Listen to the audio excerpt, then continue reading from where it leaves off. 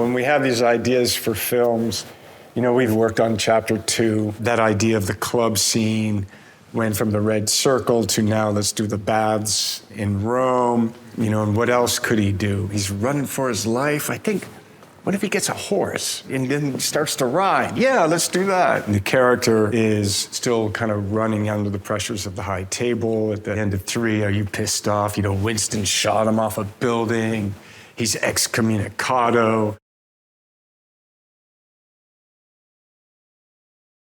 Chad really hooked into this idea of trying to study John Wick through the situations of other characters, and he was really drawn to the good, the bad, and the ugly. And so enter Donnie Yen as Kane, and Shamir Anderson as the tracker. We have Hiroyuki Sanada, who I worked with on 47th Ronin. He has a daughter who's working with him, and that's the incomparable Rina Sawayama. And then the antagonist of the piece, the Marquis, Bill Skarsgård. You're kind of following their stories as they're trying to get John Wick, and Kane and John Wick have a past. The tracker is kind of a younger character who's kind of outside of it, who's not an assassin, but then takes a deal, the force to become an assassin, and these characters come after John, and then there's moments where we have to work together against the table. So that dynamic is a way of opening up the world. Who are these other characters that exist in this world? And then how do they interact with John, and how does John interact with them?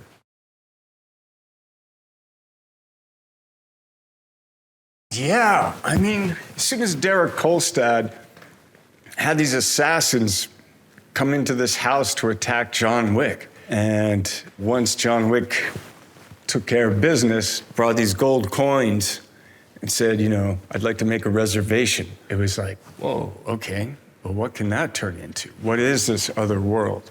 And it's been a wonderful pleasure to come up with things, what are these rules? And at the base of that, too, is Chad's belief that the more kind of ceremony that we can present with the high table is good to elevate them, because we don't want to show the faces. We don't want to do here's a table and there's 12 of them and they're all sitting no, you don't see them. You never see them. But I think we can all relate to the idea of them. And so it's been cool to tap into that personally and then to put it into the art and then have that as this kind of overarching thing, and then have a character seeking a kind of liberation from that.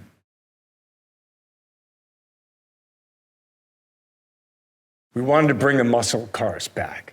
They found this cool Barracuda, so now it's smashing people, hitting people, getting on it, throwing them off with little 180s and sending them off. And then there was the drift around the car shooting at people. Then we were doing 3 lanes of traffic, and so there's gunfights within traffic, and then some judo, and then there's dog hits. We can talk about the dogs later, and then, or talk about the dogs.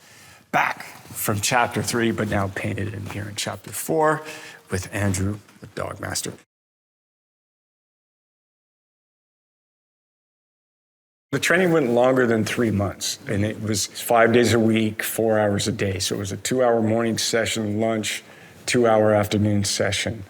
And for me, it's just been awesome to work with these stunt people and just have what they shared with us was the affection that they have for the John Wick films. Because John Wick action is a little different. It's a lot. Because Chad wants reality. He wants Rex. He wants it to feel real. He wants the beautiful violence. And so do we, and so do they. But all of these people have just really taken care of me.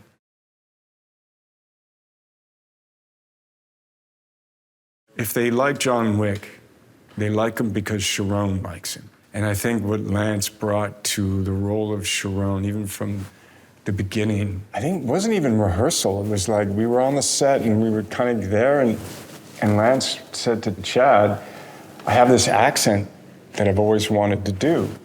Chad was like, let's hear it. And so he did it, and then Chad was like, okay. And Lance was like, really?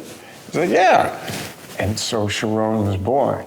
And the elegance of that performance and that person, You know, just kind of the heart of that character. You know, you feel it when John Wick walks into the hotel lobby the first time and he just kind of looks up.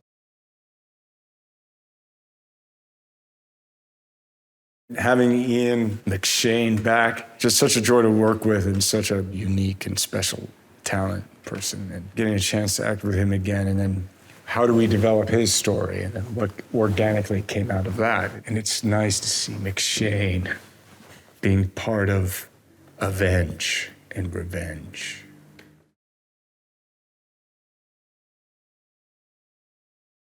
The incredible Laurence Fishburne as the Bowery King, where I had safe harbor. And for me personally, Fish is safe harbor. He's been such a mentor to me since working on The Matrix in 1997. So it's, you know, we have a friendship, and it's cool to be working with him again. And what he brings to the Bowery King is so special. And who else could be the king?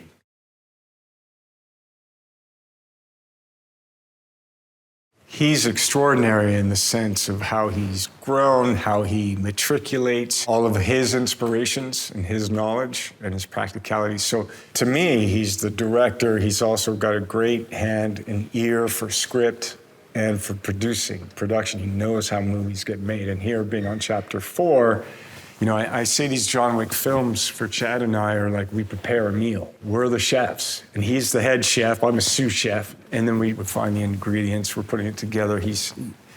And that partnership has been really fun and some of the best creative days for me.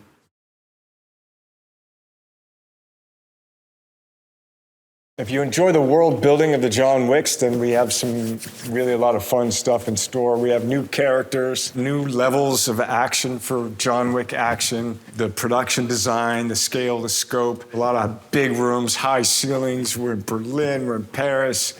We have amazing thespians in costume design.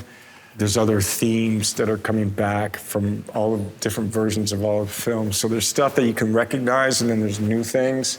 We're trying to cook up a beautiful feast with multiple courses and some nice wine. So sit back, see it on the big screen, eat some popcorn, and John Wick.